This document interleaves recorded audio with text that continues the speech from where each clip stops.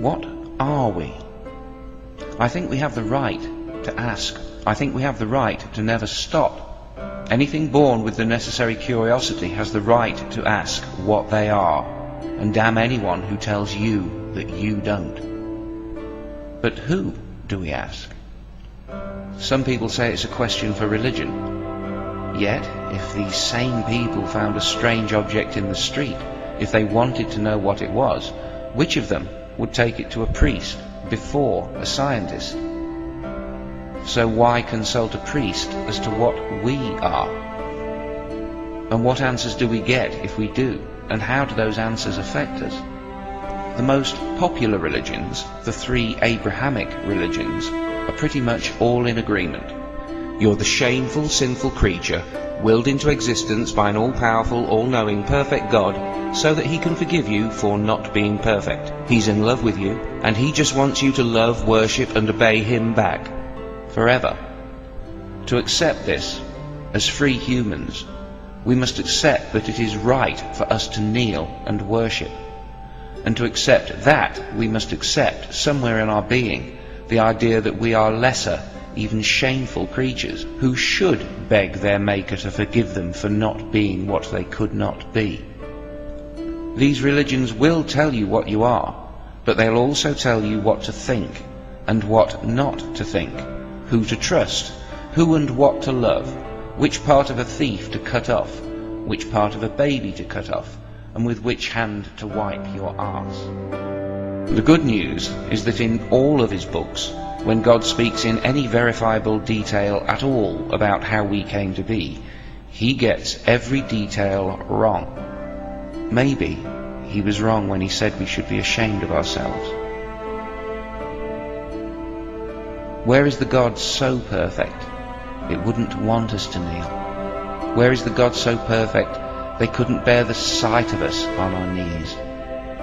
If I'd made 1,000,000 tiny robots and programmed them to love me, to worship me, to sing songs about me, and to weep at the sight of my perfection, you'd call me at least twisted.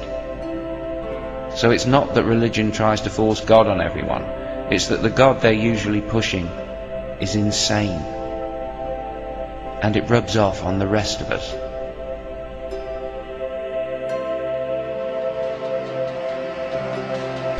If we allow ourselves to believe in a God that approves of a single human killing, the killing of any human becomes arguably sanctified. The more we agree that nobody ever really dies, the less of a sin murder becomes. It's like a horror movie. Here we are in the 21st century, and a large chunk of the world still worships the God of Abraham, the father of the Jews and the Muslims, and an inspiration and an example to many Christians. A man supposedly commanded by God to kill his own son, to pay back a debt to the creator of the universe, and to prove his love for that God. What must these religions do to the mind of the believers to even allow them to describe the story of Abraham as beautiful? Which of us would leave Abraham in charge of our children? Imagine how scripture and theology must pervert the pathways and processes of the human mind, and perhaps the very psyche of our species, when a God that calls for the murder of any child can be described with a straight face as perfect.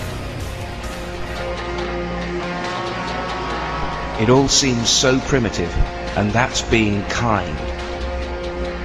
It seems an all-powerful God can do anything except take back a single barbaric word of it. And only the true believer doesn't know why.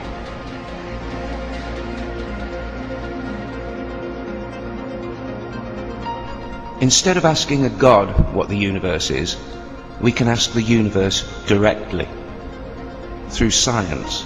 Unlike God, the universe will answer, in a way, in numbers, measurements, and readings. Numbers can be wrong, but unlike words, they never lie. Mistakes will always be made, but it will be the numbers that eventually expose the error. Numbers have told us what the gods never could.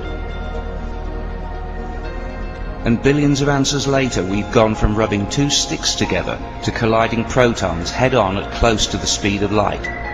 The numbers conceptually allow us to go to places we will never go, and see things no eye could ever see.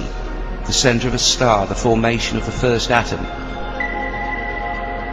What people don't understand is that when we refine our understanding of a single atom in a laboratory on Earth, we see every star in the universe more clearly than we did before. It would be poetic if it weren't true. But does it being true take away any of its poetry? You might say I have faith in numbers, and my answer would be, you take your holy book, I'll take a parachute, and I'll see you at the bottom of the cliff. The numbers tell us that we are animals, we are atoms, and we are energy. We don't know where the energy came from, but 14 billion years of purely natural cause and effect does not suggest a perfect supernatural first cause. It would be unnecessarily demeaning, woefully incomplete and simplistically inaccurate to think of ourselves as just energy, just atoms, or just an animal. A flash of lightning can't build a hospital. And we can't be just atoms unless you can fairly describe music as just sound waves. And it's hard to see any animal as just an animal when you think of the big picture and you think of how rare life might be and how vanishingly rare intelligent life probably is. And when you're aware of what big time can do, it's hard to see even a microbe as just a microbe, because it may not always be a microbe. I doubt this weighs heavily on the mind of the dolphin or the ape when they come to our assistance, or on ours as we try to help them. It's just instinct. But fish don't do it. Reptiles don't. Birds don't. While empathy seems common amongst intelligent social animals. But if we feel something that compels us to act, who are we to say that they don't feel something that we might recognize as love? And if we go to heaven, why can't they? What are we, ultimately? I don't know. But isn't that freedom? Think about it. No one can tell you what to do if no one even knows what you are. You're more free than you think. Dear children of Abraham, or those that would emulate the faith of Abraham, I'm not saying there wasn't a creator. I just can't believe a mind that could or would make this universe would share exactly the same insecurities, the same need for respect and recognition, the same demand for loyalty, submission and obedience, and the same murderous rage as the worst of human kings and your average alpha male chimpanzee. What are you worshipping? Forgive me. It's hard to be pro-understanding without being perceived as a militant atheist. I wonder if you can figure out why that is. From a high vantage point, by the light of a star, you can see a long way, 13.7 billion light years to be exact, whereas deep in darkness you cannot see what is right in front of your face.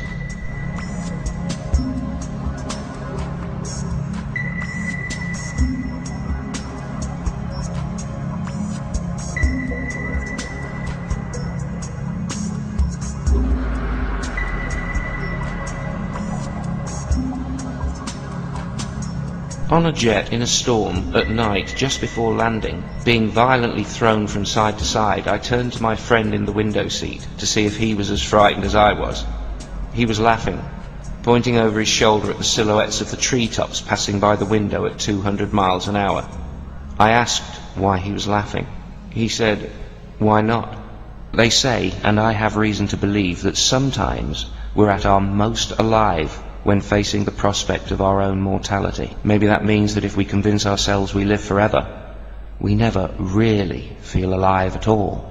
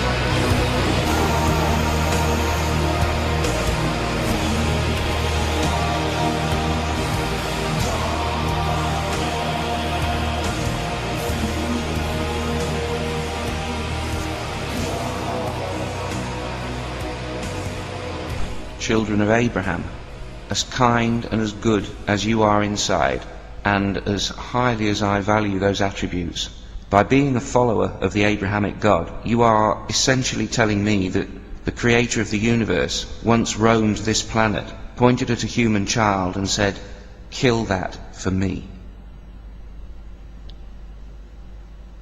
What am I supposed to do? Tell you that you may have a point?